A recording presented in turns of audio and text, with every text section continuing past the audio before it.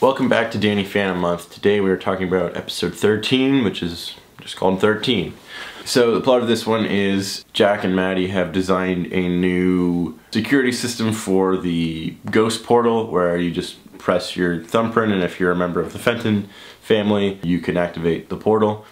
And Jack has just been like doing it over and over again, and so there's just like a lineup of ghosts at the portal that are like waiting for it to open so they can take their turn to leave. And we follow this pair of ghosts called Johnny 13 and his girlfriend Kitty. And Johnny 13 is just like this guy with a motorcycle. Kitty is basically just like a girl. That's about it. But Johnny 13, he also has his shadow can like come alive, and it has bad luck powers, kind of. So anyways, we follow them. They just make it in time into the real world, except, actually I gotta get this. Hello? So Johnny makes it through the portal just in time, but it closes right when his girlfriend Kitty is about to go through. So they're sort of trapped like in between the ghost zone and the real world for a brief moment.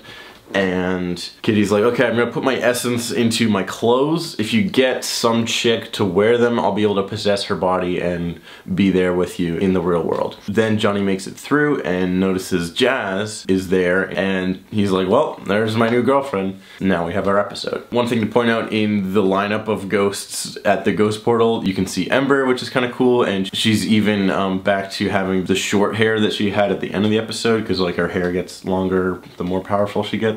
So like that's a nice little nod. So yeah, the main plot of this episode is that Jazz starts dating Johnny 13, and Danny's upset because she's dating a ghost. So that's the conflict. This is a fun episode. We get a lot of fun interactions with Danny and his family, as he's really worried about the guy that his sister is dating, because he's like, he's clearly bad news.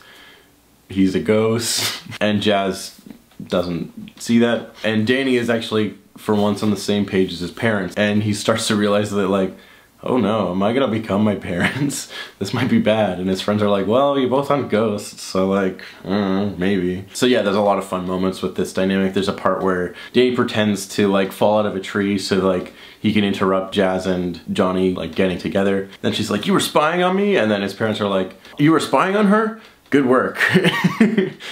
Feel free to do it again. Also in this episode, there's a B-plot about Tucker, who is getting made fun of because he's a techno geek, which of course he is. He really likes technology. That's kind of his only thing. But then he has a couple interactions with the shadow ghost that's related to Johnny 13 that has bad luck powers, so now people are calling him Bad Luck Tuck. And he's like, I need a new image. And Sam's like, you should go goth. So then he goes goth, and he's like, I don't like being goth. She's like, yep, you should go back to being a geek, because that's what you like doing. And he's like, you're right.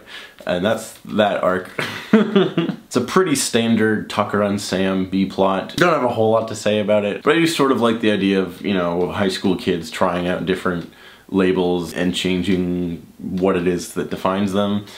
There's something there. They don't go into it a whole lot because unfortunately Tucker and Sam are a little bit one-dimensional, so there isn't a whole lot to go into. It's just the B-plot. It's not like a huge issue with the episode or anything. Back to the A-plot, it's really fun. There's a lot of great lines. There's a moment where Danny says, my sister's dating a ghost and I'm turning into my parents. I love when the show just like explains what the conflict of the episode is. It's also usually after like a commercial break or something, so it's like, oh, we gotta catch the audience up on what's happening in case they just tuned in. This is a very solid, fun episode. There's a great moment towards the end where the Fentons are like, all right, we gotta stop Jazz from dating this guy. Bring out the Fenton anti-creep stick, which is just a baseball bat with the word Fenton on it. And it's amazing. And I think it comes back in later episodes too. That's about it. Danny figures out that Jazz needs to wear their clothes, so he manages to take like Kitty's clothes off of Jazz. And then he figures out that the shadow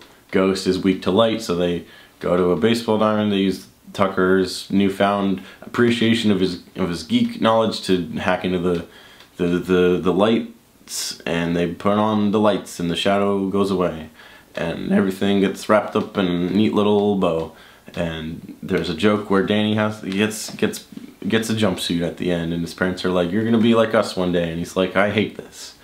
and it's like, because the label thing from before about Tucker, and it's all in a neat little bow. Yeah, so it's a really fun episode. Nothing too crazy here. We do, of course, get the introduction of Johnny 13 and Kitty, who come back in later episodes as well. It's just a fun episode with the dynamic of, oh no, my sister's dating a ghost, which is a wacky Danny Phantom scenario, but again, it's rooted in something kind of realistic, which of course the fear of like, I don't trust the guy that my sister's dating, and like that's a completely valid and real fear.